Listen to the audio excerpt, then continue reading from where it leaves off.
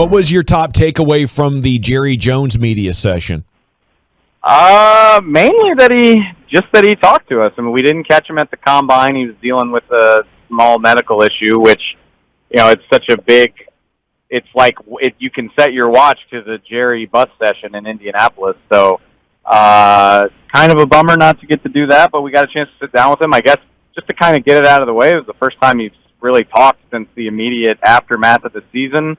I guess the main thing is Randy Gregory and Amari Cooper. We're cutting bait and moving on. I mean, to hear it from Jerry Jones, it just sounds like the Cowboys are really confident that they're better off spending that money elsewhere, which I can't wait to see who's right and who's wrong about that. Yeah, how confident was he? Did you get a sense that they can still, from this point forward, build a similar team, at least on paper?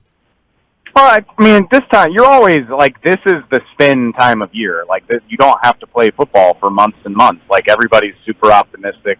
The draft is still out in front of you.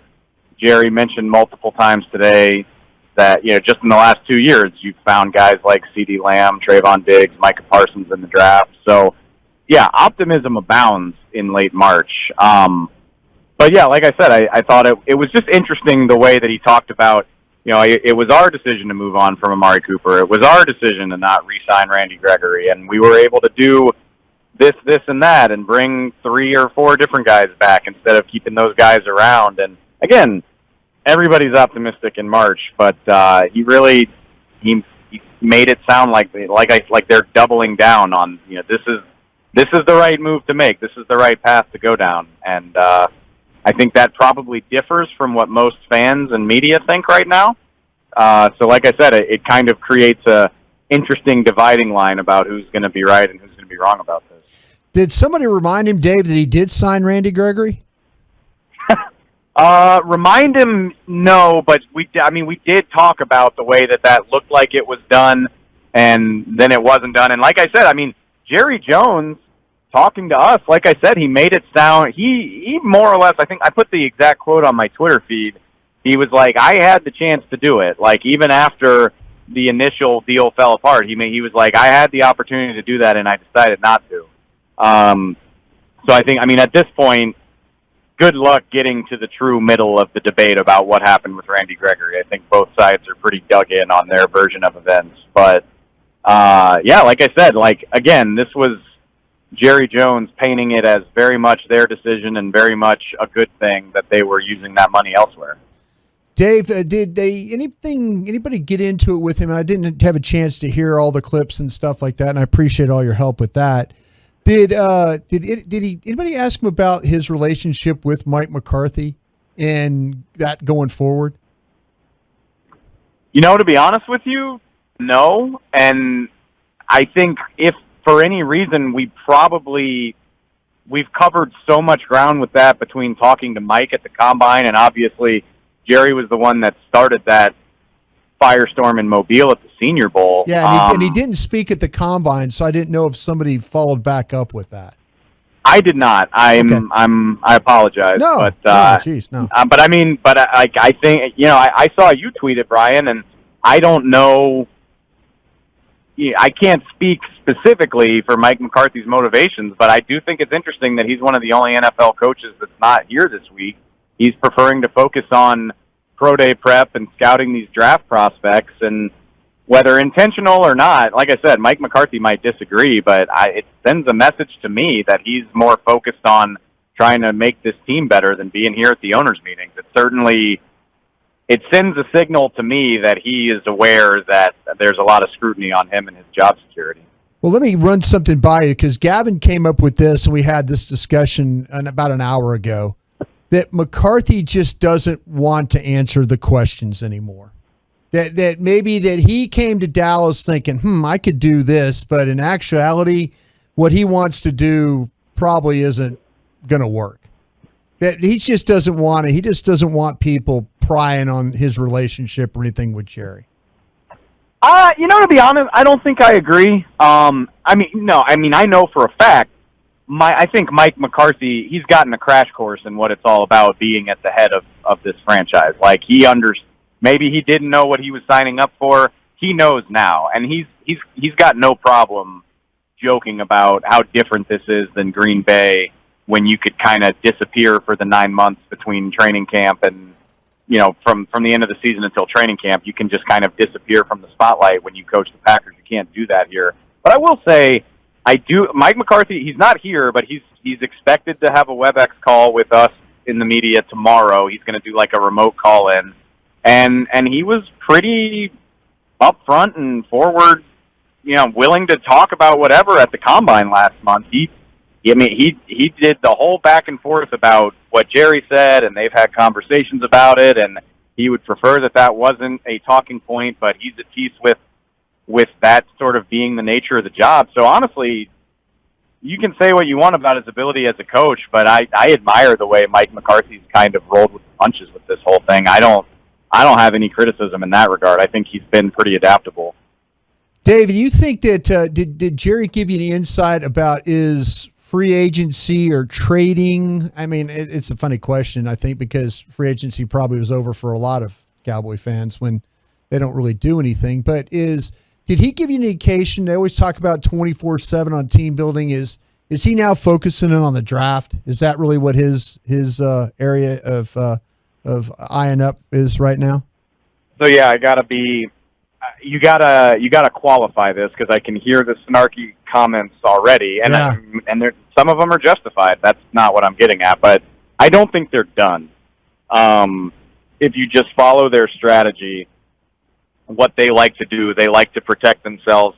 They're not protected right now in a variety of different ways. I mean, this team doesn't have a swing tackle. This team doesn't have a left guard that you feel super great about. This team doesn't have, I don't know if they're going to sign another kicker, but they don't have a proven NFL kicker right now with Greg Zuerlein going to the Jets. I think there's a few spots where they would probably prefer to buy themselves some insurance.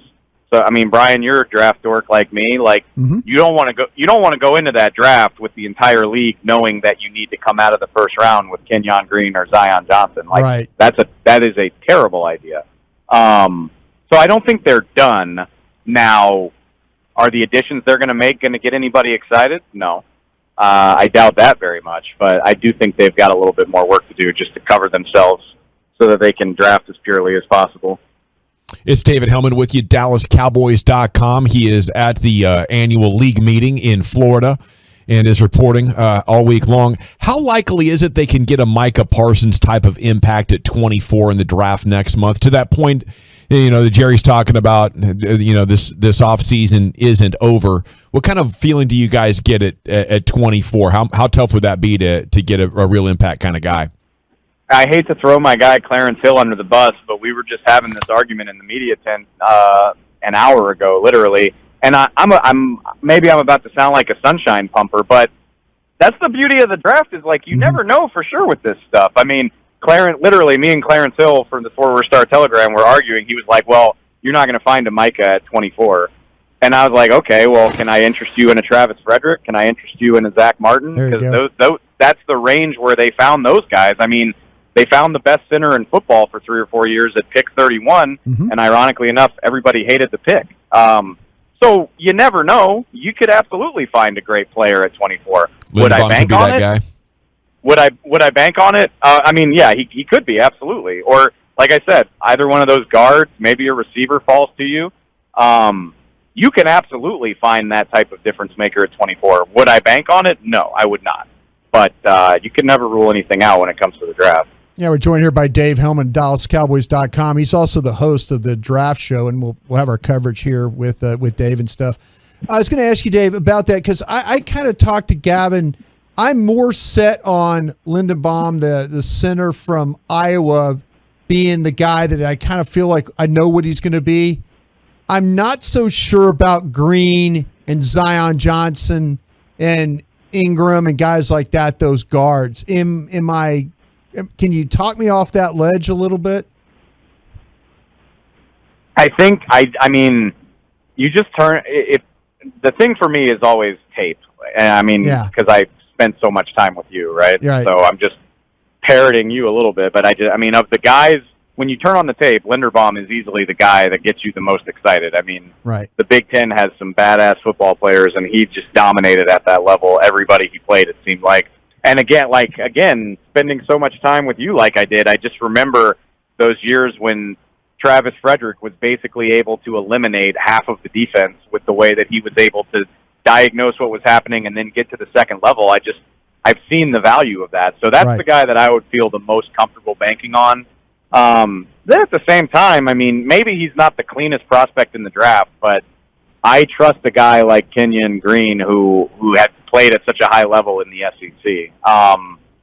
But that goes back to my point. Like, if the Cowboys, they have more work to do. Like, if they think they're done, they shouldn't be, because, man, what a shame it would be if a purely better player was available, but you were just like, well, this was our plan. We said we were going to go after Zion, and here he is. So it doesn't matter that George Karlaftis fell to us. It doesn't matter that, I don't think this is likely, but I throw out Derek Stingley just as an example because you never know. I mean, right. 2 years ago, I remember, Brian, fans love to send us their mock drafts. They do it like all day, every day. Mm-hmm. And every time somebody would send me a mock with CeeDee Lamb as the 17th overall pick, I was like, redo this. This is stupid. You're wasting your time.